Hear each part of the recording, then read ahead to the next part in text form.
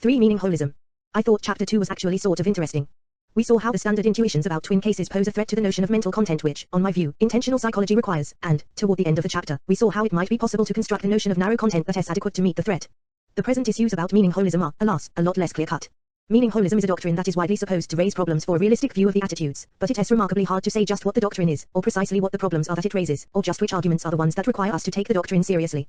So I propose to scout around, to make as clear as I can how issues about meaning holism connect with other big issues in the philosophy of language and the philosophy of mind, and to try to convince you, by the time we get to the end, that because these connected issues are unresolved the arguments from meaning holism to irrealism about content are profound, disturbing, unsettling and inconclusive.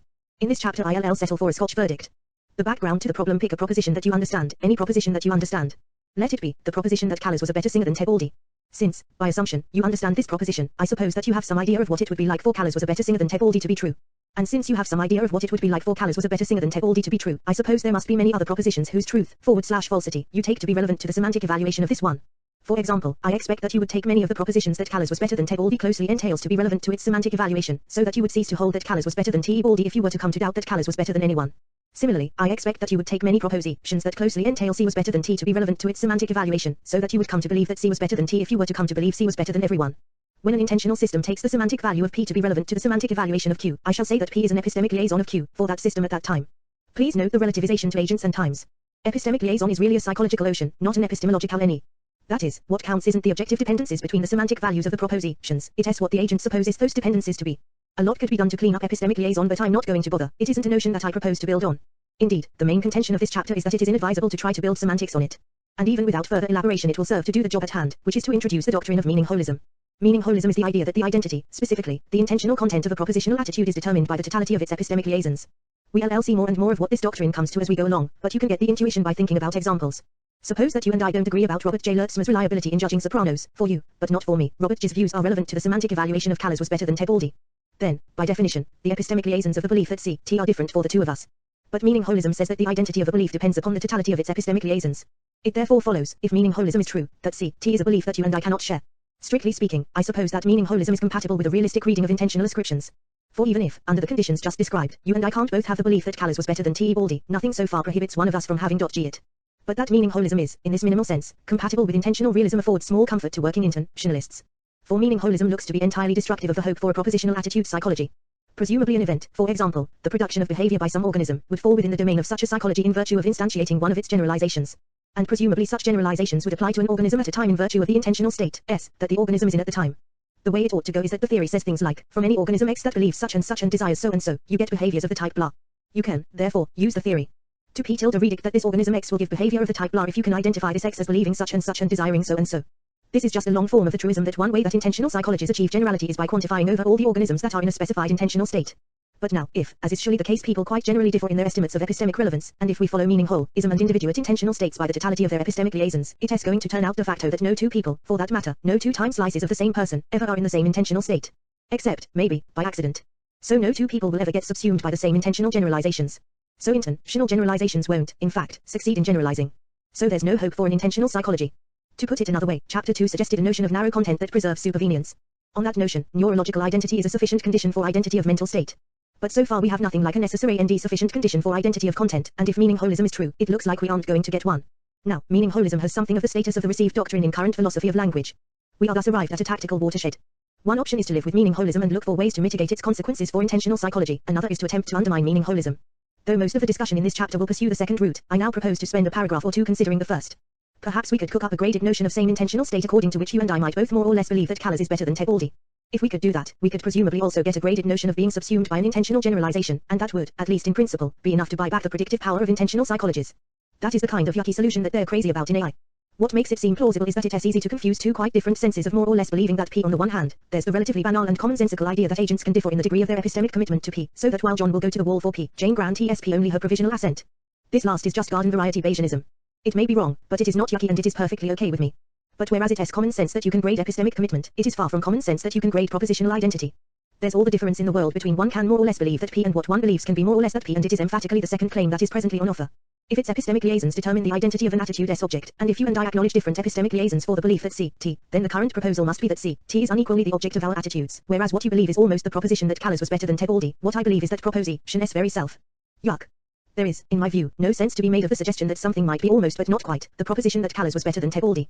A slightly less unaesthetic way of making one's peace with meaning holism would be first to admit, but then to idealize away from variations in estimates of epistemic relevance. In effect, you imagine the generalizations of an intentional psychology to be strictly satisfied only in the case of communities of ideally homogeneous believers, so, in practice, the predictive power of the theory increases asymptotic, ally as the domain that it has supplied and approaches this ideal. The model here is the appeal, in theory construction even in the respectable sciences, to ideal gases, chemically pure samples, frictionless planes, and other such Platonic constructs. I used to think this second move would work, at least for the polemical purpose of defending meaning holism. But I don't think so anymore. The problem isn't that meaning holism forces us to scientific idealization, it is rather that meaning holism makes any old idealization seem just about as good as any other. For example, I remarked earlier that even if we can't both believe that Callas was better than Tebaldi, it is okay with meaning holism that one of us does. Fine, but which one? You, who hold that Robert J. likes Callas best, is epistemically relevant to C.T. Or I, who hold that it is not. Or, to put the question more in the terms of the present proposal, which ideally homogeneous community of intentional systems should we idealize to when we specify the domain of intentional generalizations about people who believe that C is better than T? The ideally homogeneous community in which Robert S. views are epistemic liaisons of that belief, or the ideally homogeneous community in which they aren't. Meaning holism says we must choose, since epistemic liaisons are what individuate beliefs, each belief has its epistemic liaisons necessarily. But though meaning holism demands that we choose, it gives us no idea of though we are to do so. It's important to see how much this objection militates against the possibility of establishing a modus vivendi between meaning holism and intentional psychology. If, in despite of the good advice previously tendered, you take what I call the AI approach, you will need a notion of believing P to degree n. Two people share the belief that P if what both believe is that P to a degree n. Oh, this they are both allowed to do even though, since, by assumption, they differ in their epistemic liaisons for P what at least one of them believes must be that P to degree n, 1. But surely such a notion could make sense for n, 1 only if it makes sense for n equals 1. If it is possible for a belief to be that P more or less, it must be possible for a belief to be that P tout court. But again, meaning holism says that whether you believe that P is a question of what epistemic liaisons you take your belief to have. So not even opting for a graded notion of propositional identity will get you off having to decide which epistemic liaisons determine which beliefs. Similarly, if you take the Platonic line, the function of a scientific idealization is, inter alia, to tell you how the observed values should vary as experimental conditions move toward the asymptote. But idealization can't serve that function unless the theory says where the asymptote is. For example, at asymptote the planes are frictionless, the molecules are infinitely inelastic, the chemical samples are pure, etc. The application of this methodological principle to belief/desire psychology seems clear. Such a theory can idealize to a homogeneous community of believers that P only if it can say what it is like to believe that P in the ideal case. If, therefore, epistemic liaisons individuate states of P believing, licit idealization requires intentional theory to say which such liaisons the belief that P ideally has. The Platonic reply to meaning holism raises this question without suggesting any way of answering it, so it has not much help to intentional realists. Even if Platonism is assumed, intentional psychology still requires and is still without reasonable principles of individuation for the attitudes. So it is still to that extent in trouble. The last 3 paragraphs are indebted to McClamrock, I see. So much for trying to reconcile a substantive intentional realism with a holistic account of the individuation of the attitudes. There remains, of course, the alternative tactic. One might argue that if meaning holism is incompatible with intentional psychology, then so much the worse for meaning holism. Prima facie, the prospects for such an argument seem pretty good. On the one hand, our common-sense psychological generalizations are surely more likely to be true than any of our philosophical theories about how the attitudes are individuated. The former, unlike the latter, are required to work for their living. And, second, meaning holism really is a crazy doctrine. To defend individualism, as we did in Chapter 2, is perhaps to sail against the prevailing intuitions, but common sense surely suggests that you and I can contrive to agree or disagree about the respective merits of Callas and Tebaldi, and that our ability to do so is metaphysically independent of our agreeing or disagreeing about Robert J.'s reliability as a judge of sopranos. Anti-individualism one may have learned it at Mother S.N.E., but you have to go to Harvard to learn to be a meaning holist. This means that the burden of proof is on the visitors. All the home team has to do to win is show why the arguments that have been alleged for meaning holism are inconclusive. That is what this chapter will be up to, as previously announced. There are, so far as I can see, 3 ways that philosophers have tried to establish meaning holism, from epistemology via the assumption of confirmation holism, from the philosophy of mind via the assumption of psychofunctionalism, and from the philosophy of language via a functional role theory of meaning. The third route is far the most interesting, but we'll have to look at all 3. Before we do, however, it will pay to consider the general structure that all these arguments share. It is very easy to get confused about what a holist can reasonably take for granted and what he is obliged to argue for. I think this sort of confusion abounds in the literature and makes the case for holism seem better than in fact it is. Therefore, step 1. Argue that at least some of the epistemic liaisons of a belief determine its intentional content. Step 2. Run a slippery slope argument to show that there is no principled way of deciding which of the epistemic liaisons of a belief determine its intentional content. So either none does or they all do. Step 3. Conclude that they all do. 1-2. Modus tollens. Your argument for meaning holism a methodological digression, in which the general form of arguments for meaning holism is set forth, and the reader makes the acquaintance of Mrs. T. After a while all the arguments for meaning holism begin to sound rather like. That is because all the arguments for meaning holism are rather like. They are all specializations of a sort of your argument, which goes like this. Notice that, the way I've set this up, step 2 takes you to meaning holism from an independently established connection between epistemic liaisons and intentional content. First you show that at least some epistemic liaisons are semantically relevant, then you use the slippery slope to argue that all of them are. The point is that step 2 does you no good unless you also, and independently, got step 1. Compare, however, the following. I want to demonstrate that intuitive judgments about whether a subject S belief can be characterized in a given way are often very sensitive to other beliefs that the subject S are assumed to have. The content we ascribe to a belief depends, more or less holistically, on the subject S entire network of related beliefs. The cleanest case I have been able to devise to illustrate the holism in content description turns on the sad fate of people afflicted with progressive loss of memory. As a young woman, around the turn of the century, Mrs. T had an active interest in politics and was well informed on the topic. She was deeply shocked by the assassination of President McKinley. As Mrs. T advanced into her 70s, her memory was fading. Some weeks before her death, something like the following dialogue took place. Titch, Mrs. T, tell me, what T happened to McKinley? Mrs. T, oh, McKinley was assassinated. Where is he now? Mrs. T, I don't know. I mean, is he alive or dead? Mrs. T, who? McKinley. Mrs. T, you know, I just don't remember. But you do remember what happened to McKinley. Mrs. T, oh, yes. He was assassinated. Now the question I want to pose for our intuitive judgment is this: shortly before her death, Mrs. T had lost all memory about what assassination is. She had even forgotten what death itself is. She could, however, regularly respond to the question, what T happened to McKinley? By saying, McKinley was assassinated. Did she, at that time, believe that McKinley was assassinated? For just about everyone to whom I have posed this. The first way. From confirmation holism to meaning holism, think of a scientific theory as represented by an infinite, connected graph. The nodes of the graph correspond to the entailments of the question. The overwhelmingly clear intuitive answer is no. Stitch, FFPCS, 5456. I think the received view is that Mrs. T makes a case for the holism of belief content. Clearly, Stitch thinks she does. But in fact she doesn't, and it is important from a methodological point of view to understand why this is so. What's uncontroversial about Mrs. T is only that she forgot many things about death, assassination, and President McKinley, and that she ceased to believe that McKinley was assassinated. But what needs to be shown to make a case for meaning holism is that she ceased to believe that President McKinley was assassinated because he forgot many things about death, assassination, and President McKinley. Indeed, that her forgetting many things about death, assassination, and McKinley was constitutive of her ceasing to believe that he was assassinated. Barring the fallacy post hoc, ergo propter hoc, however, the uncontroversial facts about Mrs. T do not show this. Nothing but an independent justification of the claim that epistemic liaisons individuate the attitudes, that is, an independent justification of step 1 of your argument, could show it. To repeat, Mrs. T makes a case for holism only given that the semantica elevanzo of epistemic liaisons has been independently established. She preaches only to the converted. One If I am pounding the desk about this methodological point, and I am that is because the strategy of the present discussion depends upon it. What I've called the 3 ways to meaning holism are just 3 considerations that philosophers have offered to establish the first stop of your argument. Correspondingly, the burden of this chapter is that none of these considerations is decisive, that we have, in fact, no very good reason to believe that epistemic liaisons are determinants of content. Clearly, however, it has no good my going to all that trouble if, as Stitch implies, holism follows straight off from consideration of cases like that of Mrs. T, but it doesn't. All Mrs.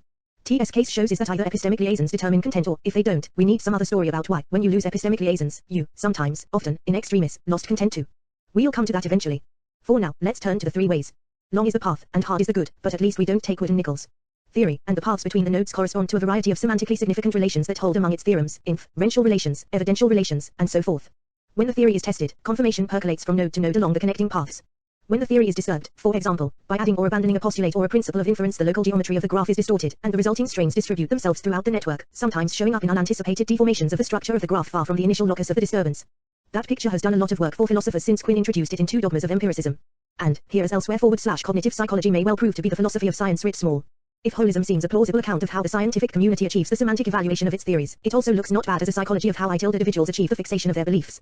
Like confirmation, belief fixation appears to be a conservative process. The goal of the game is to accomplish the maximum in accommodating data at the minimum cost in overall disturbance to previous cognitive commitments. And, precisely because it is overall disturbance that one seeks to minimize, there's no way of telling just where one may have to make the adjustments that new data demand of prior theory. The operative hyperbole is that the minimum unit of belief fixation is the whole belief system. It is this holism that we understand least about the higher mental processes. It makes psychologists old before their time, since it is hard even to imagine a mechanism whereby the whole cognitive background can contribute to determining the local tactics of problem solving. And it gives them fits in AI, where it crops up as the notoriously intractable frame problem. See Fodor, Mom. A decent compassion can but avert the gaze. Which is pretty much what I propose to do for present purposes.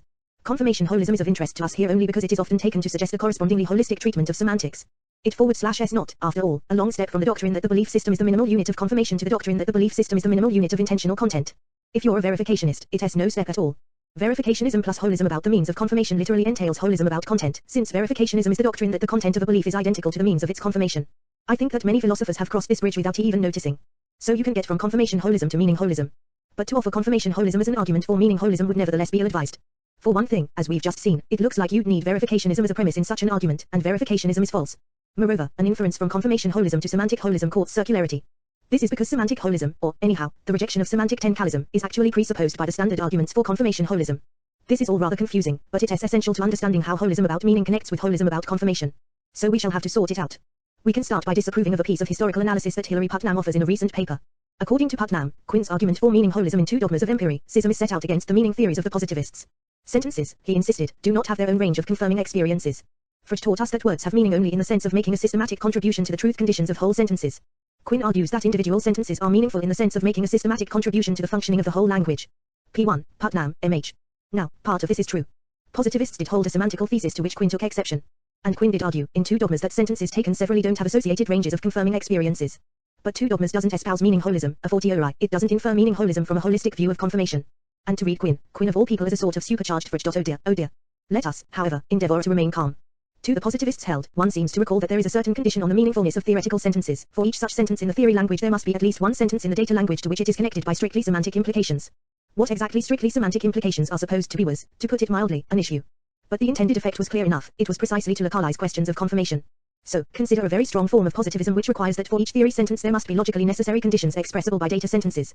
Patently if D is a data sentence the truth of which is logically necessary for the truth of theory sentence 5, then the disconfirmation of D entails the disconfirmation of S.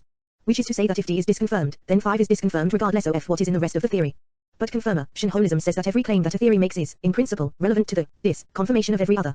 So this sort of positivism would be incompatible with confirmation holism, 3 as, indeed, the other sorts of positivism were also supposed to be. Now, the localist picture of confirmation that positivists endorsed rests on a semantical thesis which Quinn made explicit and unpopular, that strictly semantic implications can be distinguished from merely empirical ones, in effect, that the analytic /synthetic distinction can be made sense of. This semantical thesis, Quinn argues, must be false. For if an implication were strictly semantic, then presumably the statement which expresses it would have to be empirically unrevisable, unrevisable without change of meaning. But the contemplation of actual scientific practice suggests that empirical theories do not contain statements that exhibit a principled immunity from revision. Anything a scientist believes may be rationally revised under pressure from systematic considerations of the unity, coherence, conservatism, simplicity, or plausibility of his whole body of doctrine, such pressures being felt, no doubt, more at the periphery than at the core. Centrality is the closest thing to analyticity that science actually offers. It is important to keep the direction of this argument in mind. Quinn rejects the positivist account of confirmation because it assumes that there are local semantic connections between data sentences and theory sentences. He rejects local semantic connections because they would imply that there are unrevisable statements. And he rejects the claim that there are unrevisable statements because it is false to scientific practice. In short, Quinn's tactic is to infer confirmation holism from the refutation of semantic localism, and not the other way round. If, however, that is how the argument goes, then a Quinnian cannot offer confirmation holism as an argument for meaning holism. That would be to argue backwards. As, indeed, it is easy enough to find oneself doing. Here is the whole of the first paragraph of the Putnam article that I quote from before. Quinn's argument for meaning holism in two dogmas of empiricism is set out against the meaning theories of the positivists. Sentences, he insisted, do not have their own range of confirming experiences. Assertability depends on trade-offs between such desiderator as preserving the observation reports to which we are prompted to assent, preserving past doctrine, and securing or preserving simplicity of theory. The idea that the meanings of individual sentences are mental or platonic entities must be abandoned. Instead we must recognize that it is a body of sentences, and ultimately our whole system of evolving doctrine, which faces the tribunal of experience as a corporate body. Note carefully the direction of this argument. Putnam starts off in, tending to expound the, purportedly Quinnian, defense of a semantic thesis. Quinn's argument for meaning holism is set out against the meaning theories of the positivists.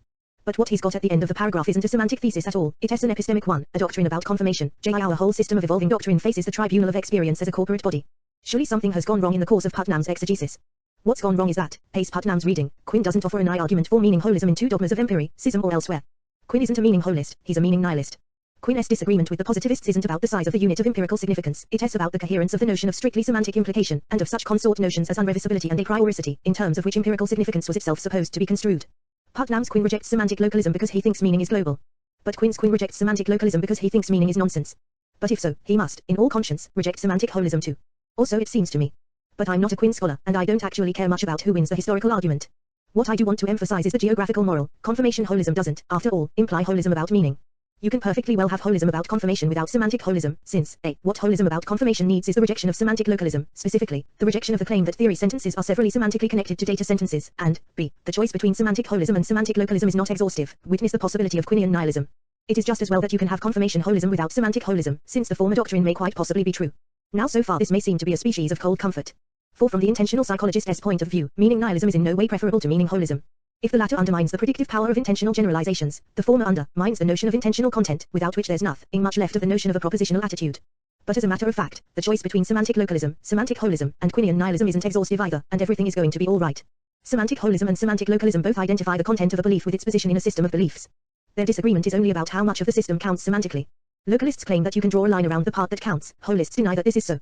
Nihilism, by contrast, dispenses with the notion of content, thereby exempting itself from this controversy about line drawing, which it takes, if only on inductive grounds, to be not resolvable. Patently, however, there is logical room for a fourth possibility alongside these three. Beliefs have contents, but their contents are not determined by their systemic connections. Specifically, the contents of a belief are not determined by its epistemic liaisons. To which we will return presently. The second WA, from psychofunctionalism to meaning holism. A meaning holist has to make a case that the content of a belief is determined by its epistemic liaisons, that what determines the propositional object of a belief is its place in a belief system. It is best for him, though not for me, if the case he makes is neither circular nor question-begging. We've looked at the possibility of going at this from a theory of confirmation. We now consider the possibility of going at it from an ontological theory, a metaphysical story about the nature of the attitudes. Here, in convenient capsule form, is the metaphysical story about the nature of the attitudes that is currently received. Once upon a time, if you wanted to be a physicalist about the attitudes, I.e., as opposed to being a dualist, and if you also wanted to be a realist about the attitudes, I.e., as opposed to being an eliminativist, then you were supposed to have only two alternatives to choose from. You could say, intentional states are really logical constructs out of bodily movements, which made you a logical behaviorist, or you could say, intentional states are really neural conditions, which made you a central state identity theorist.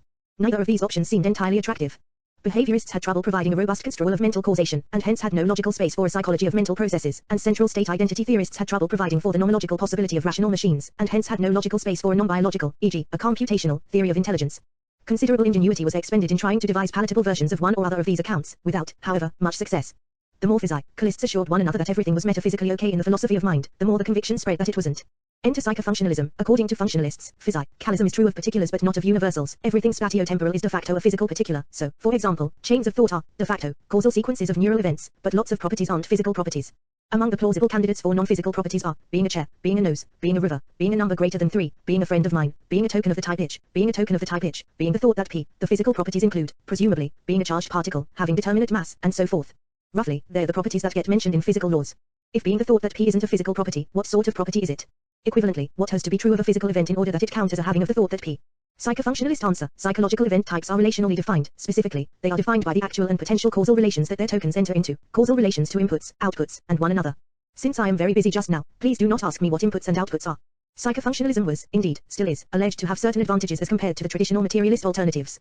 Since psychological particulars are physical, they can enter into whatever causal relations physics acknowledges, which makes psychofunctionalism better than behaviorism. Since psychological properties are relational, they can be exhibited by non-neural particulars, which makes psychofunctionalism better than the central state identity theory. It is observed, from time to time, that being better than behaviorism and the central state identity theory may not be the same as being true. Some philosophers are never satisfied. Why am I telling you all this old news?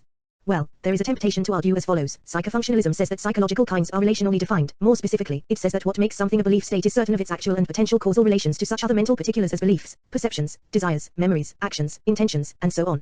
Thus the very sorts of causal relations, notice, that Mrs. T.'s mental state lost when it ceased to be the belief that McKinley was assassinated. But if anything remotely like this is true, then its epistemic liaisons will surely be among the mental particulars relations to which individuate the belief that P. And now look back at step 1 of your argument. It requires exactly what we've just seen that psychofunctionalism sub 68 applies, an argument that its epistemic liaisons are among the relations that a belief state has essentially. So there is a route from psychofunctionalism to meaning holism, QED. I think that, just as many philosophers have crossed the bridge from confirmation holism to meaning holism without hardly noticing, so too many philosophers have slipped into meaning holism from psychofunctionalism in a state near to unconsciousness. And in fact, the form of the inference is all right. If psychofunctionalism says that mental states are individuated by their relations, then psychofunctionalism implies that believing P is individuated by its relations, hence, presumably, by its relations to its epistemic liaisons. The trouble is with the premise of the argument. Specifically, our best grounds for psychofunctionalism don't justify a version of that in nearly as strong as what the inference to meaning holism requires. I suppose we like psychofunctionalism, those of us who do, because it provides us with a reasonable account of the difference between systems to which belief/desire ascriptions are appropriate and systems to which they are not. It is a question of internal organization. Psychofunctionalism says. People and machines have the right sort of internal organization to satisfy belief/desire explanations, rocks and such. By contrast, T. This does look better than either the central state identity theory, which has to say that rocks T have beliefs and desires because they are made of rock, or logical behaviorism, which has to say that rocks don't have beliefs and desires because they don't move around enough. If, however, that's what you want psychofunctionalism for, then all you need is the claim that being a belief is a matter of having the right connections to inputs, outputs, and other mental states. What you don't need and what the philosophical motivations for psychofunctionalism therefore do not underwrite, is the much stronger claim that being the belief that P, being a belief that has a certain content, is a matter of having the right connections to inputs, outputs, and other mental states. So, suppose that a belief state is by definition one that causally interacts with desires and actions in the way that your favorite decision theory specifies, and that causally interacts with memories and percepts in the way that your favorite inductive logic specifies, and so forth. Then that would suffice to explain why rocks don't believe things, none of their internal states enter into the right causal relations, why people do believe things, some of our internal states do enter into the right causal relations, why computers might believe things, some of their internal states might enter into the right causal relations, and so forth. In short, a functionalist definition of belief would do the sorts of work that psychofunctionalism is supposed to do in the philosophy of mind, even if we don't have a functionalist account of belief content, a functional account of believing that P. The philosophical arguments for psychofunctionalism do not, therefore, constitute arguments for a functionalist theory of intentional content. This is just the not very sophisticated observation that psychofunctionalism might perfectly well be so formulated as to give a necessary but not a sufficient condition for psychological type identity. Moreover, a division of the question that yields a functionalist answer to what is believing, but a non-functionalist answer to what is believing that P, might actually be rather natural. Also, at least, the following considerations suggest. Psychofunctionalism type individuals mental states by reference to the psychological generalizations that subsume them.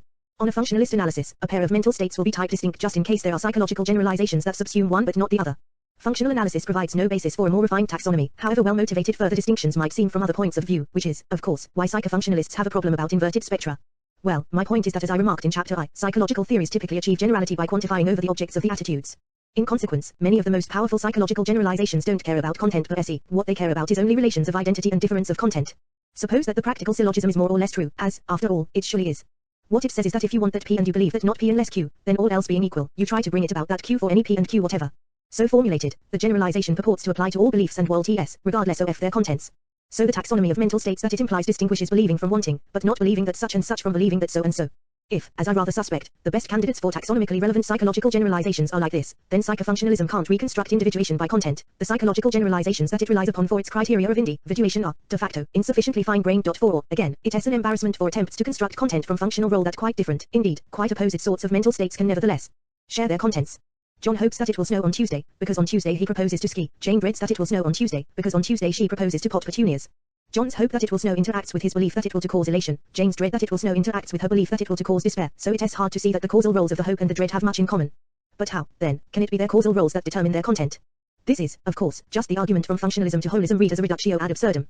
For a realist, the interesting thing about intentional content is its ability to survive variations in functional role.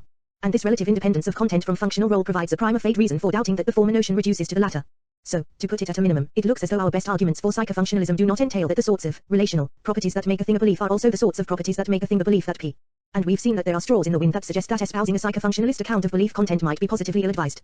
But it is only psychofunctionalism about content that offers a route to meaning whole-ism, functionalism about believing, as opposed to believing that P isn't a semantical doctrine at all.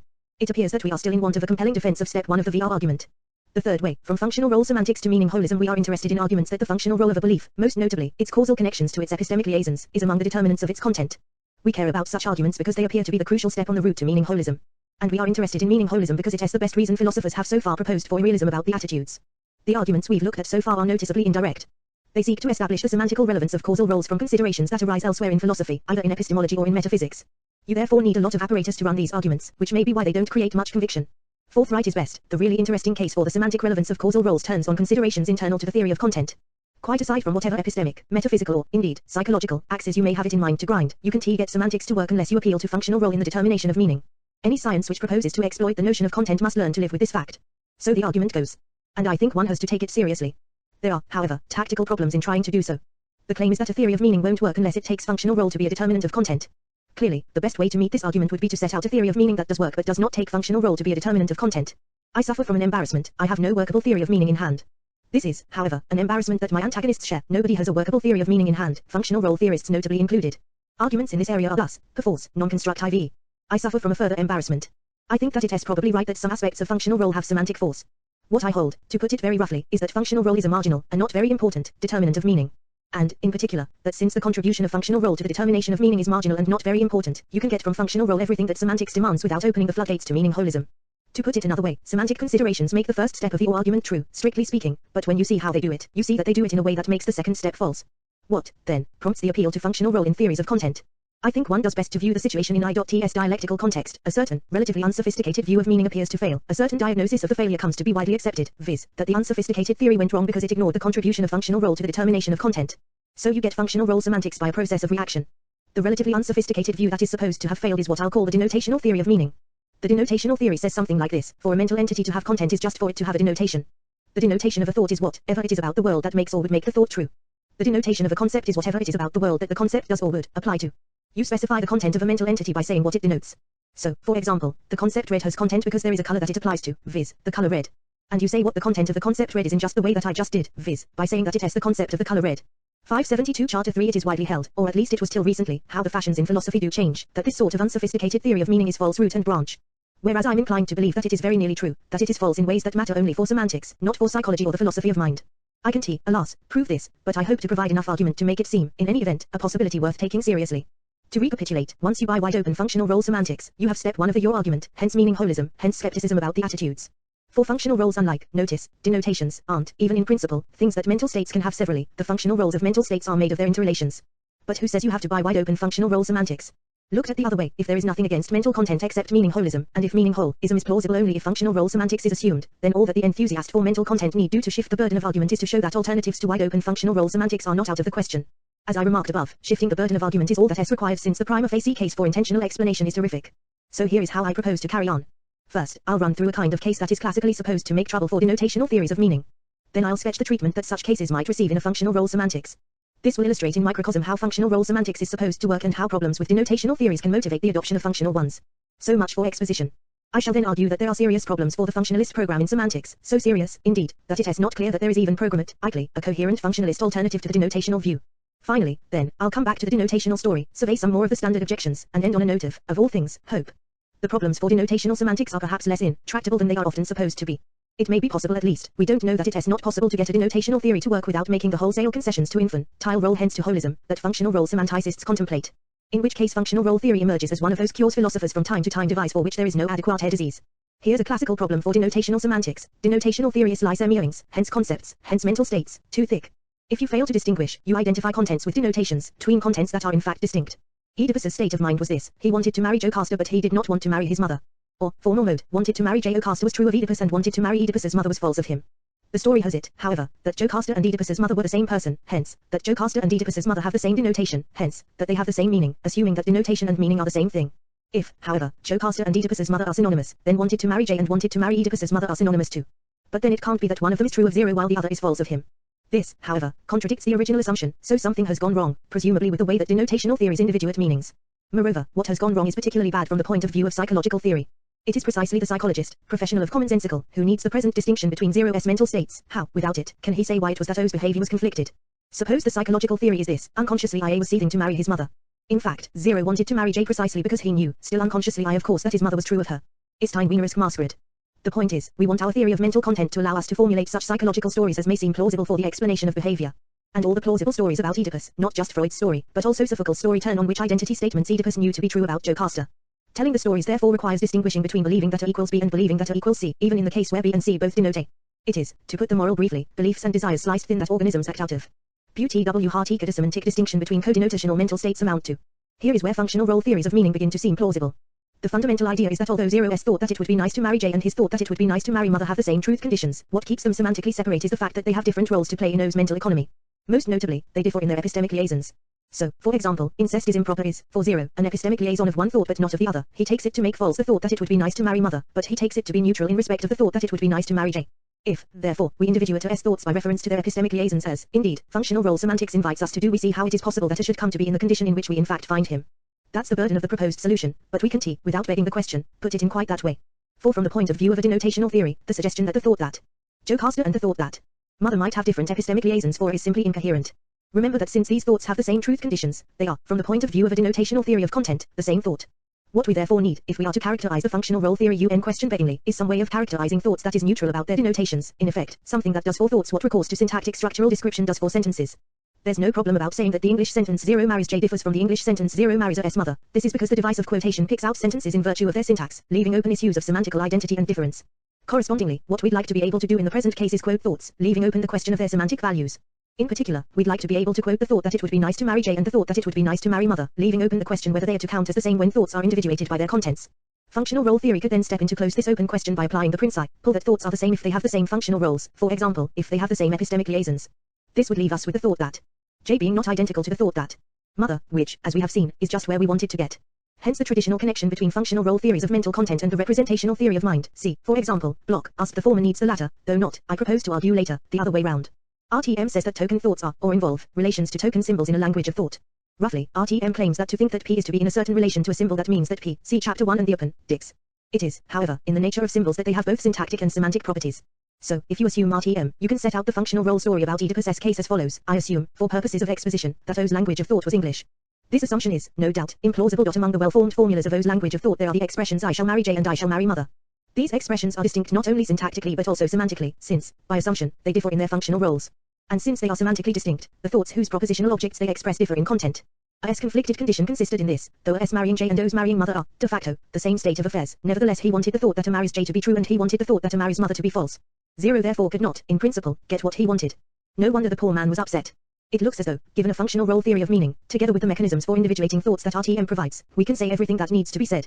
I'm prepared to admit that this seems pretty good, certainly quite a number of semanticists have found it attractive. But I suspect that the reason it looks good is just that nothing much has happened, the hard problem for a functional role theory of meaning having thus far been dodged. The hard problem is this: functional role semantics says that content is constituted by function. Very well, then, just how is content constituted by function?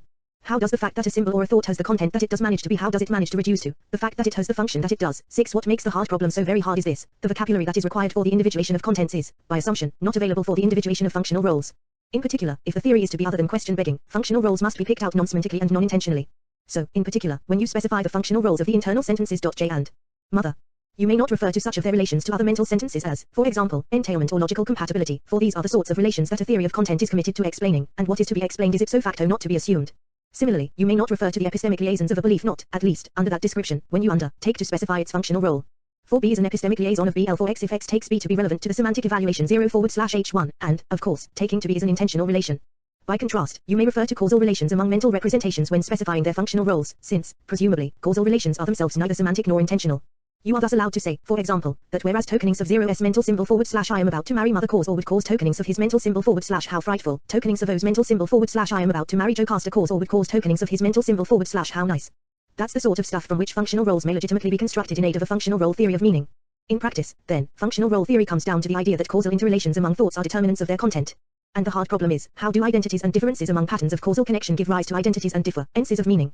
It is a worry about functional role semantics. It is indeed a serious worry about functional role semantics that there are no good answers to this question.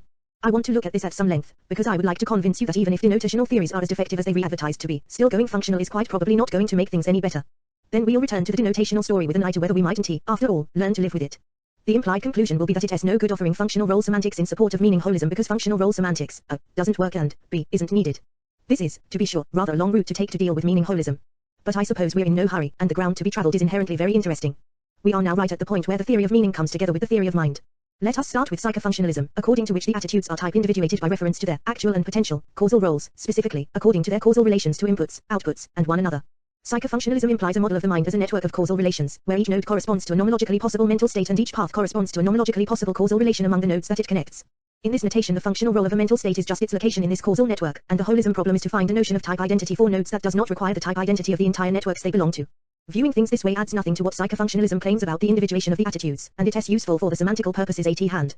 For further discussion see the appendix. Right, then, here is the hard question slightly reformulated. How does locating a mental state in a causal network determine its intentional content?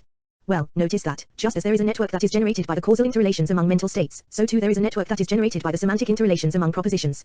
Never mind what propositions are, it doesn't matter for the purposes at hand. Let's just suppose that they constitute an infinite class of abstract objects over which appropriate semantic relations can be defined. Thus, for example, it is presumably a property of the proposition that auntie is shorter than Uncle Wilfred that it entails the proposition that Uncle Wilfred is taller than auntie. And it is surely a property of the proposition that P and Q that it entails the proposition that P and the proposition that Q.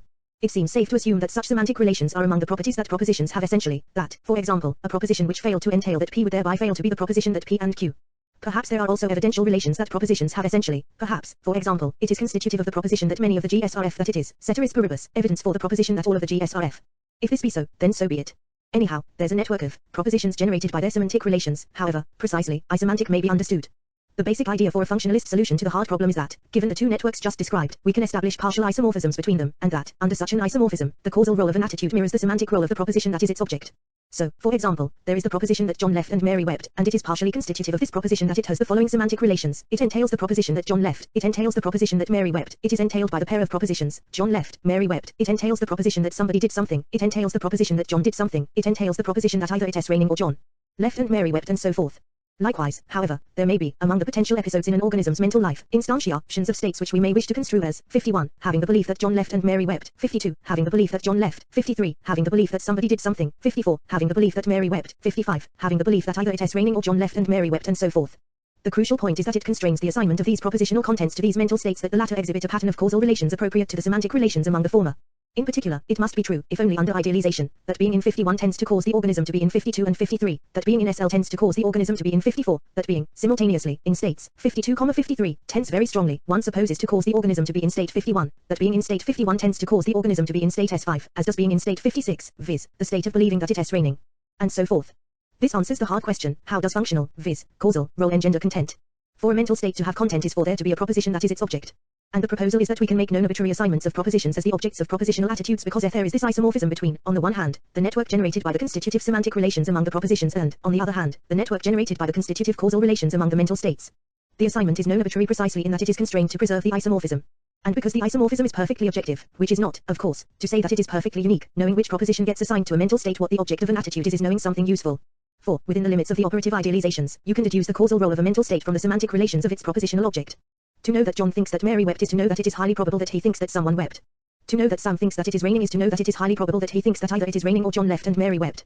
To know that Sam thinks that it is raining and that he thinks that if it is raining it is well to carry an umbrella is to be far along the way to predicting a piece of Sam's behavioral tilde. The sort of view I've been sketching is currently very popular in philosophy. Perhaps the most lucid proponent is Brian Lowe. See Lowe, ma'am, for the full treatment. One further expository comment about this story before we look to see what's wrong with it. The commitment to propositions is, in a sense, dispensable. Any collection of objects which exhibit the appropriate semantic relations would do for the purposes at hand.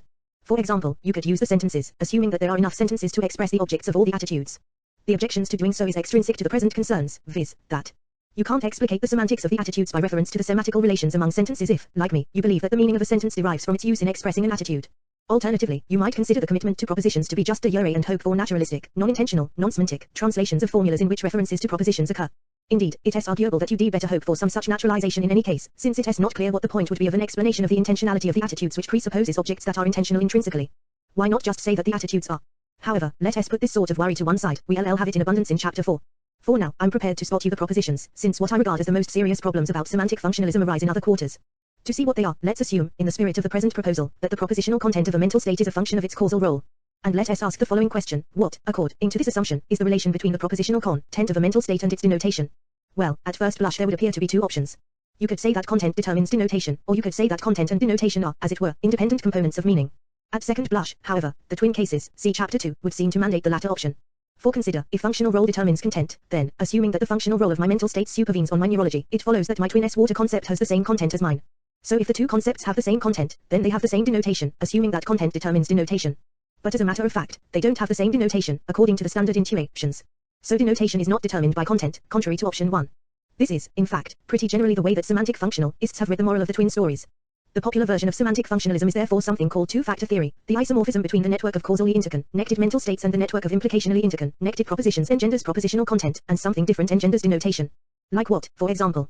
Well, like, maybe, the causal connections between concepts, thoughts, etc., and things in the world.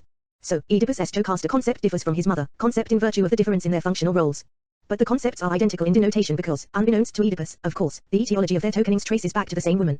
Conversely, my twin and I have, content-wise, the same W at a concept, because water 2 thoughts occupy the same position in his network of mental states that water thoughts occupy in mine, but the concepts differ in their denotations because, whereas the etiology of his water 2 thoughts connects them to XYZ, the etiology of my water thoughts connects them to H2O. In effect, a mental state has sense and denotation, the former in virtue of its domestic relations and the latter in virtue of its foreign affairs. As previously remarked, this two-factor story is currently the standard version of semantic functionalism. It is now very popular among philosophers who count themselves as more or less intentional realists, see, for example, Bloch, Lowe, McGinn. Nevertheless, I'm pretty sure it won't do. Consider the following. Semantic functionalism is explicit that one of the two factors it postulates opens a route from mental states to the world via the causal connections that each such state has to its denotation. Causal chains connect water thoughts to samples of H2O, WATER2 thoughts to samples of XYZ, and so forth. On consideration, however, it seems that the theory must imply a second such route as well. For according to the theory, functional roles associate mental states with propositional objects, and, of course, propositions have satisfaction conditions. Indeed, propositions have satisfaction conditions essentially. It is, to put it mildly, no accident that the proposition that Granny takes snuff is the very proposition that is true, or false, in virtue of Granny's taking snuff, or failing to take it. The situation isn't materially altered if you think of functional roles as associating mental states with sentences as objects, rather than propositions. Sentences too have associated satisfaction conditions since they're used to make statements, and statements have truth values. Thus the form of words Granny takes snuff is the conventional vehicle of the very statement whose truth depends on whether the contextually relevant Granny is a snuff nut. And that, too, is no accident. So, two-factor theories imply semantically salient mind-world relations via the causal connections between thoughts and their denotations, and two-factor theories also imply semantically salient mind-world relations via the internal connections between propositions and their satisfaction conditions. And now the problem arises, what keeps these two kinds of implications mutually coherent? The problem is most obvious in the twin cases. My twin S water 2 thoughts are causally connected with XYZ, so his thought WATER2 is wet is true in virtue of the wetness of XYZ. But also the propositional content of my twin S thought WATER2 is wet is identical to the propositional content of my thought water is wet. For 1. By assumption, propositional content is determined by functional role, and 2. By assumption, my thoughts and my twin S thoughts have the same causal roles. Well, but surely my thought water is wet expresses the proposition water is wet if it expresses any proposition at all. And now we've got trouble. Because, notice, the proposition water is wet has, intrinsically, a certain satisfaction condition, viz., it is true if water is wet. But being true if water is wet is not the same as being true if XYZ is wet, what with water not being XYZ. So it looks as though there is a flat-out contradiction. The theory says of my twin both that it is and that it isn't the case that his WATER2 thoughts are true in virtue of the facts about water. But you don't really need the twin cases to make trouble for the two-factor version of functional role semantics. It is quite enough that there's nothing in the theory to prevent a situation where a thought inherits, for example, the truth condition dogs are animals from its causal connections and the truth condition grass is purple from its functional role. What on earth would the content of such a thought be? What sentence would one use to express it? And, worst of all, would it be true or would it be false? I think that this is no joke. Functional role theory works by associating functional roles with semantical objects, viz., with objects which, like propositions, are assumed to have semantical properties essentially. However, at least as far as anybody knows, you can't be a thing that has semantical properties essentially without also being a thing that has satisfaction conditions. In short, it looks unavoidable that two-factor theories are going to assign satisfaction conditions to a mental state not only via its causal connections to the world but also via the propositional interpretation of its functional role. And, as previously noted, the theory has no mechanism at all for keeping these two assignments consistent. The one obvious way to keep them consistent would be to let content determine denotation, and that is what the twin cases 1t allow. I don't take it that this is a knockdown argument, though I think it comes within inches. You might, after all, try to find a domain of semantical objects to map the functional roles onto, such that, a, these objects differ in ways that will allow the difference between OS thinking I thoughts and O's thinking mother thoughts to consist in O's thoughts having different images under the mapping, but also such that, b, the postulated semantic objects don't have satisfaction conditions, i.e., that they are semantical in some way that can be explicated without appeal to notions like truth. I doubt that much would come of such an undertaking, though of course I wish you luck. 7 It is worth adding that purely denotational theories of meaning don't have this sort of problem. Enotational theories recognize only one semantic factor, viz., denotation, and you don't have to worry much about how to coordinate the factors of a one-factor theory. For analogous reasons, the account of /narrow content proposed in Chapter 2 also doesn't have a coordination problem. In particular, that notion of narrow content is quite compatible with a one-factor, for example, a purely denotational theory of meaning. You can have narrow content without functional role semantics because narrow contents aren't semantically evaluable, only wide contents have conditions of satisfaction. If there were a proposition that was simultaneously the intentional object of my belief that water is wet and my twin S belief that water too is wet, then, of course, the question would arise what the satisfaction condition of that proposition could be. But, by our assumption, there isn't T, so, in consequence, it doesn't T. This is what you bout when you paid the price of making narrow contents /inexpressible. It was well worth the price, in my view. To summarize, one-factor functional role semantics is out because of the twin cases, and two-factor functional role semantics is out because of the problem of coordinating the factors. Looked at one way, this is all rather encouraging. We've seen that taking functional role semantics for granted is a maybe the preferred route to justifying the first step in the your argument, hence to meaning Holism 1. So it's just as well for intentional realists if, as now appears, that route isn't going anywhere. On the other hand, this victory is distinctly Pyrrhic if functional role theory is the last hope for semantics. An intentional realist wants there to be a defensible theory of content, it is just that he wants it not to be a theory that implies meaning holism. What to do? The following seems to me to be, at very worst, a tenable polemical stance. We don't really know that a denotational theory won't work. It may be that the standard objections can be met without going over to a functional role semantics. And, unlike functional role semantics, denotational semantics is not inherently holistic. Whereas their causal relations to one another are, by definition, not things that mental states can have severally, the denotational relations of a mental state may depend just on its causal connections to things in the world, as, indeed, one of the two-factor theorists' two factors assumes. And, in principle at least there seems to be no reason why mental states shouldn't enter into such causal connections one by one. Suppose, for example, that whether the denotation-making causal relations hold between the mental symbol /horse and horses is nomologically independent of whether the denotation-making causal relations hold between the mental symbol cow and cows. Then a creature could have the concept horse whether or not it has the concept cow, and holism is, to that extent, undone. So the situation in respect of the burden of argument is this: unless the intentional realist has a knockdown argument against equating meaning with denotation, he lacks a knockdown semantic argument for holism. But, as I keep pointing out, the utility of content psychology is such that the lack of a knockdown argument against it is tantamount to a decisive argument for it. So let us look at what is supposed to be wrong with denotational semantics, and at the prospects for fixing it. The issues in this area are quite well known, there are volumes about them. Indeed, it is an appreciable irony that while philosophers of language generally assume that denotational semantics can't be saved and that a functional role theory must therefore be endorsed, formal semanticists routinely take it for granted that denotational theories are the only serious options and that the problem is to construct one that works. It is the difference, I suppose, between talking about semantics and actually doing some. Anyhow, the general tactic for saving denotational semantics in face of its embarrassments, in face of the thinness of slice problem, for example, is to assume a richer ontology than the minimalist apparatus of actual individuals and sets. So, if the concept Jocasta needs to be distinguished from the coextensive concept Oedipus's mother, that's all right because the two concepts are connected with, denote or express, different properties, viz., with the property of being Jocasta in the first case and with the property of being Oedipus's mother in the second. In this example, though notoriously not in all the examples, see below, the non-identity of the properties shows up in differences in the truth of corresponding modals. Jocasta couldn't he but have been Jocasta, but she might have had no children. As I say, the technical problems are well known, I don't propose to try to solve them here. But I'll mention one or two just by way of suggesting the feel of the thing. Names may be some thinness of slice problems can be solved by proliferating properties, but it is implausible that all of them can. Consider the belief that Tully was wet and the belief that Cicero was. Though Cicero and Tully were the same person, it looks possible that someone could have the one belief and not have the other. And prima facie it is implausible that being Cicero and being Tully could be different properties, so here's a case where the tactic of saving denotational semantics at the cost of a rich ontology maybe won't work. The obvious suggestion is that Cicero means something like the person called Cicero and Tully means something like the person called Tully, or, to put this more in the present terms, the obvious suggestion is that his Tully and his Cicero do express different properties after all, viz., they express different linguistic properties. But, as Cripp has insisted, this obvious suggestion has problems. Though it explains how Cicero is Tully could be informative, it implies that Cicero was called Cicero, is a necessary truth. Which, in fact, it isn't he. There are, as one says, possible worlds in which Cicero was called Smith. So now what? This is a hard problem. But it bears emphasis that it is a hard problem for everybody, not just for denotational semanticists. Even if you propose to pull the meanings of Cicero and Tully apart by reference to the distinctness of their functional roles and quite aside from the holism issues about which bits of their functional roles count for their meanings and which bits don't, you're still left with a question that nobody can answer. What do Cicero and Tully mean if, on the one hand, they mean different things and, on the other, they don't mean something linguistic? This doesn't look to be noticeably easier than the question which properties do Cicero and Tully denote if they don't denote the same property. So in this case, at least it doesn't look as though appeal to functional role is actually buying much. The course of wisdom would be to reiterate the moral viz, that names are a hard problem for everybody, and then to shut up and leave it alone. Still, how about this? Cicero and Tully are synonymous but differ in presupposition. Slightly like and but, rather more like he and she. The idea is that proper names are, as it were, dedicated demonstrative pronouns, whereas he/she are indexicals that one has to share with many other denotes. One's name is an indexical that one gets to keep for one's own. Then Cicero was wet says, in effect, that he was wet and presupposes that he was called Cicero. Tully was wet says that he was wet too, but it presupposes that he was called Tully. Cicero is Tully is informative because, although it doesn't say that the guy who was called Cicero was called Tully, it carries the information that he was. For more on this notion of carrying information, see Dritsk, KFI, and Barwise and Perry, Sa. This picture would comport with a denotational view of meaning, since on some theories at least presupposition is itself to be explicated by appeal to the notion of a truth-value gap. If Cicero was wet and Tully was wet differ in presupposition, then they ipso facto differ in truth conditions. The former is not true unless the relevant Roman has the linguistic property of being called I Cicero, whereas the latter is not true unless that same Roman has the different linguistic property of being called Tully. On the other hand, Cicero was called Cicero isn't a necessary truth. We can coherently describe a world in which Cicero is called Smith. That's because what is presupposed by our use of Cicero to refer to Cicero in some known actual world is only that Cicero is called Cicero here, in our world.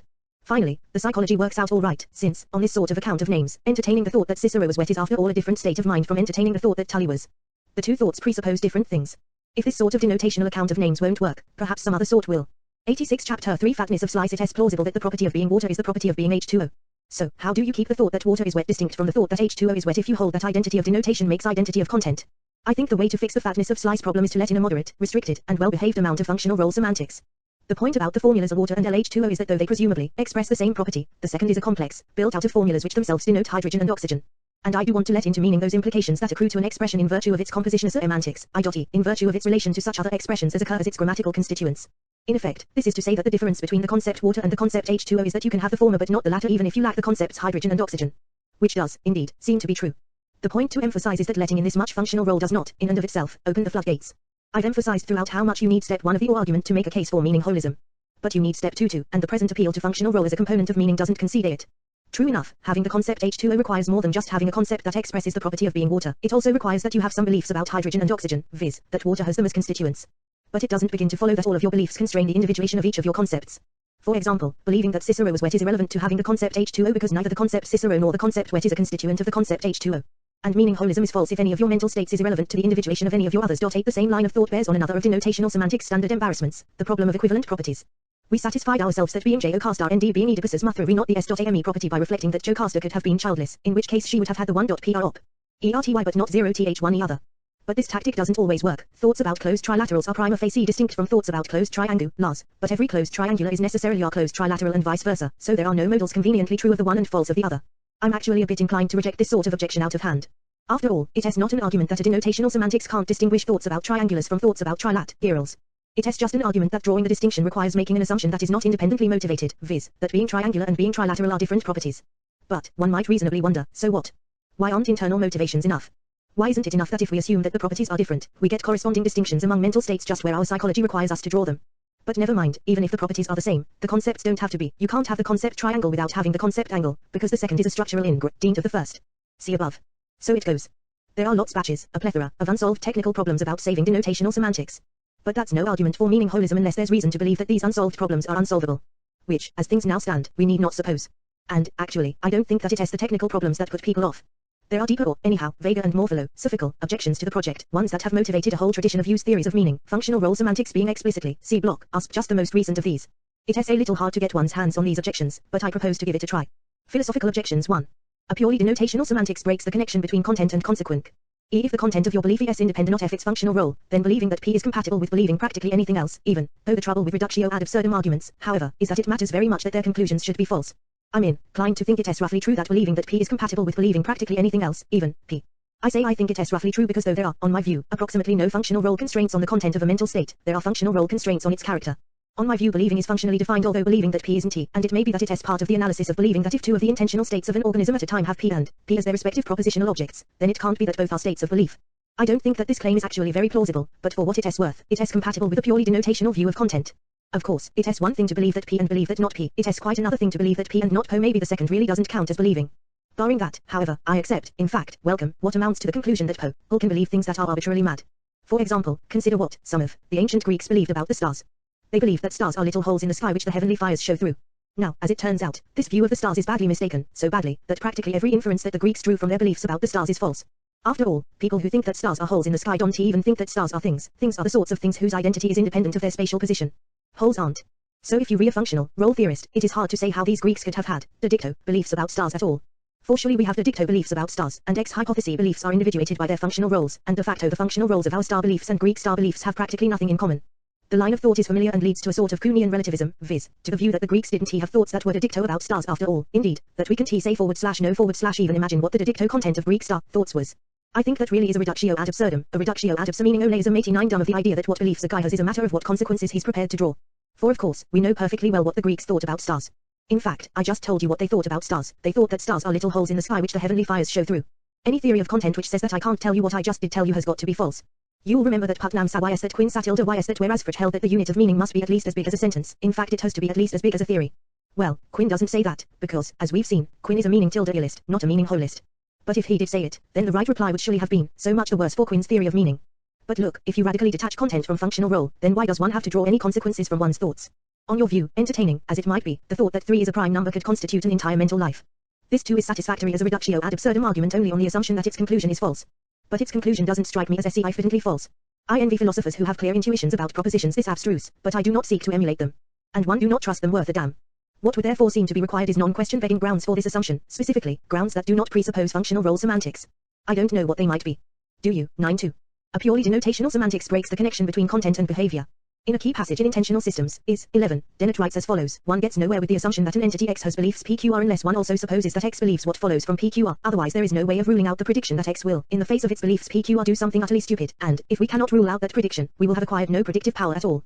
I should emphasize that Dennett isn't, at this point, arguing for a functional role theory of content, but you can see how his observation might easily be parlayed into such an argument. Viz., that what you pay for a semantic theory that denies that there is an internal connection between content and functional role is a philosophy of mind that denies that there is an internal connection between believing such and behaving in such a way. But here again the right strategy is simply to outsmart the opposition. The philosopher's lexicon, as everybody knows, defines outsmarting as embracing the conclusion of one's opponent's reductio ad absurdum arguments. There is indeed no internal connection between believing a certain thing and behaving in a certain way. It does not follow, however, that since there is no such connection we cannot derive behavioral predictions from belief attributions. Behavioral predictions follow from belief attributions via ancillary hypotheses about, for example, other such states of the organism as interact with the belief, and, of course, about the laws that govern the interactions.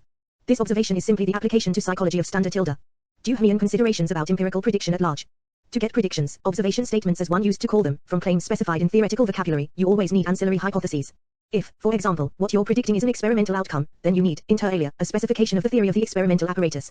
The question that's relevant for our present considerations, however, is whether the ancillary hypotheses required to connect mental content descriptions to behavioral outcomes should be viewed as among the determinants of the contents.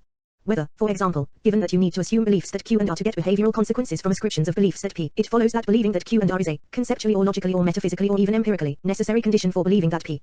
Now, once upon a time there were such things as operationalists, and operationalists were precisely people who held that the ancillary hypotheses required to get predictions from theory statements are somehow constitutive of the meaning of the theory statements.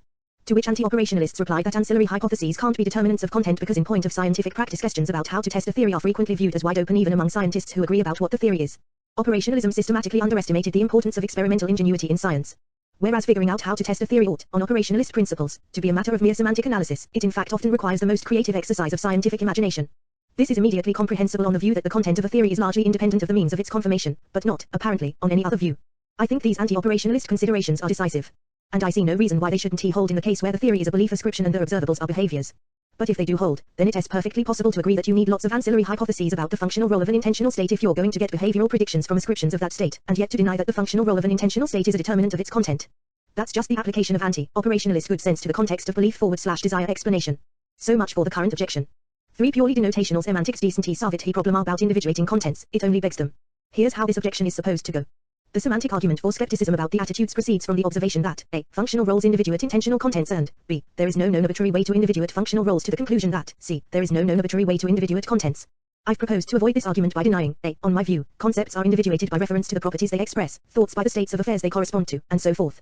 But of course that reply presupposes principles of individuation for properties, states of affairs, and the like, if not that we have such principles, at least that we could have. Suppose, however, that the right such principles are that properties are identical if synonymous concepts express them, and states of affairs are identical if synonymous thoughts correspond to them. Clearly this won't do. It can't be both that ontological individuation presupposes individuation of intentional contents and that the individuation of intentional contents presupposes principles of individuation for the ontology. People who don't like the sort of semantics I've been gesturing toward often assume that this circle is unbreakable, so that all that happens in denotational theories of content is that the individuation problem gets moved around without getting solved. And they may be right to assume this. It is, however, relevant to assessing the polemical situation that they may not be right. The idea that property identities, for example, are generated by semantic equivalences is not a revealed truth but an ontologist's theory. By and large, it has been a positivist ontologist S theory. It belongs in the same camp as the idea that modal, for example, logical and mathematical, facts are generated by analyticities. Prima facie, it doesn't look as though either theory has much to recommend it. It counts against linguistic accounts of modality that one can know one's language exhaustively and have no idea whether there could be an even number that is not the sum of two primes, and it counts against linguistic accounts of property identity that one can know one's language exhaustively and have no idea that being water is being H2O. I agree that neither of these considerations counts decisively, but it does seem to me that they shift the burden of proof.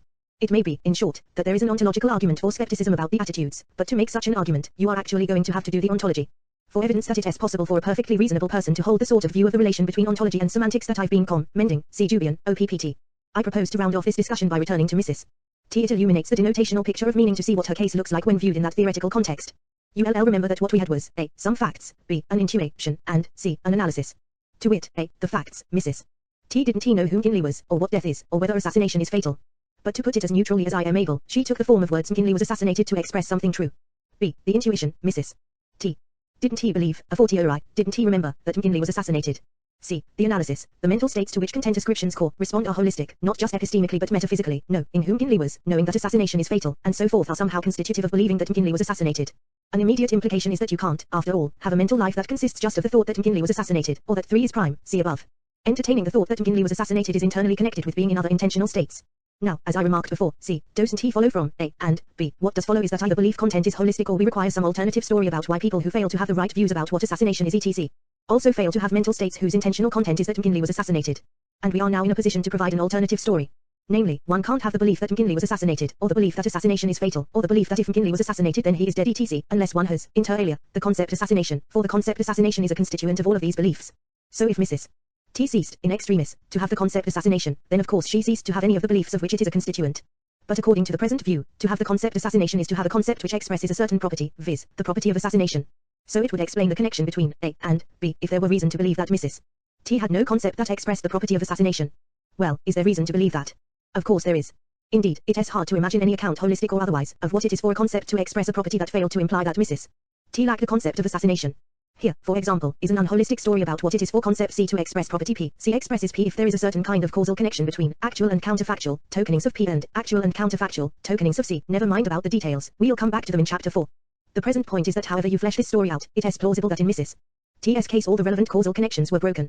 In no useful way were her tokenings of assassination, or, a fortiori, her tokenings of assassination, causally connected with assassinations. Remember, Mrs. T was prepared to apply tilde assassinated to people whom she didn't even think were dead. What better evidence could we have that, for Mrs. T, assassination and assassinations had come unstuck? Ah. But at what point did they come unstuck? The answer depends on two unknowns, A, in virtue of what connections between actual and counterfactual tokenings of assassination and actual and counterfactual instances of assassination does that concept express that property, and B, when, in the case of Mrs. T, did these semantically relevant connections cease to obtain? It would indeed be bad news for intentional realism if there were principled reasons to hold that such questions have no answers. But so far we haven't had a shred of argument that that is so. I repeat, what Mrs. T.'s case tells us is something we already knew. You can't believe that McKinley was assassinated unless you have a concept of assassination. But it is neutral on whether the conditions for having a concept of assassination or, indeed, any other concept, are themselves holistic. 10 Exactly similarly for a puzzle that Putnam proposes in computational psychology and interpretation theory, Putnam's case is just like Stitcher's case, except that it is run on acquiring concepts rather than losing them. Imagine that there is a country somewhere on Earth called Ruritania. In this country, there are small differences between 94 Charter 3 the dialects which are spoken in the north and in the south. One of these differences is that the word grug means silver in the northern dialect and aluminum in the southern dialect. Imagine two children, Oscar and Elmer, like in genetic constitution and environment as you please, except that Oscar grows up in the south of Ruritania and Elmer grows up in the north of Ruritania. Imagine that in the north pots and pans are normally made of silver, whereas in the south, they are normally made of aluminum. So, both children grow up knowing that pots and pans are normally made of grug. But if the word grug and the mental representations that stand behind the word have the same content at this stage, when do they come to differ in content? By the time Oscar and Elmer have become adults, have learned foreign languages and so on, they certainly will not have the same conception of grug. But, this change is continuous. Kpitai 144-146, no problem. When Elmer and Oscar start out when, intuitively speaking, they have the same beliefs about grug, theirs is just a twin case, different wide contents because of the difference in contexts, but the same narrow contents because there is the same mapping from contexts on two truth conditions realized in each of their heads, see chapter 2. As they get older, however, things change. Whereas at first tokenings of grug would have been elicited from either child by either aluminum or silver, at the end only silver controls grug for Elmer and only aluminum controls grug for Oscar. So at the end, Oscar and Elmer are different functions from contexts to extensions, and the narrow contents of their concepts differ accordingly. Just when the change in narrow content happens depends on just when Oscar and Elmer cease to be the same function from contexts on two extensions. And that depends, in turn, on just which factuals and counterfactuals have to be true for there to be the semantically relevant sort of connection between the instancing of a property in a context and the tokening of a concept in that context. Once again, it would be bad news for intentional realism if it turned out that that sort of question hasn't got an answer. But Putnam provides no reason to suppose that it doesn't, or even that its application in the Oscar/Elmer cases of any special theoretical interest. By the way, parity of analysis requires us to say, vis-a-vis the twin cases, that learning that water is H2O changes one's narrow concept of water. Why? Well, consider somebody who learns that water is H2O and thus comes to distinguish between water and XYZ, much as the adult Oscar and Elmer have come to distinguish between North, Burn and Southern Grug. This person has no concept which denotes water in my context and water 2 in my twin S, for the narrow water concept that he applied to H2O he ipso facto withholds from XYZ, and vice versa. So he's not the same function from contexts to truth conditions that my twin and I are. So learning what water really is has changed his narrow concept of water. Mutatis mutandis, learning what anything really is changes one's narrow concept of that thing. I take this to settle an old philosophical disagreement, on which, however, nothing much would seem to turn. For example, changing the narrow content of the concept water doesn't, in and of itself, change the topic of water conversations. Old timers will remember the idea that the central state identity theory changes the topic of conversations about minds. The topic of water conversations always was, and always will be, H2O. It has not narrow content that fixes topics, it has broad content that does not too well. We've looked at 3 main ways that philosophers have tried to argue for meaning holism, and none of them seems to be all that convincing. Surely none of them seems as convincing as routine belief/desire explanations often are. If we have to give up either the belief/desire explanations or the arguments for holism, rationality would therefore seem to indicate the latter course. Scotch verdict.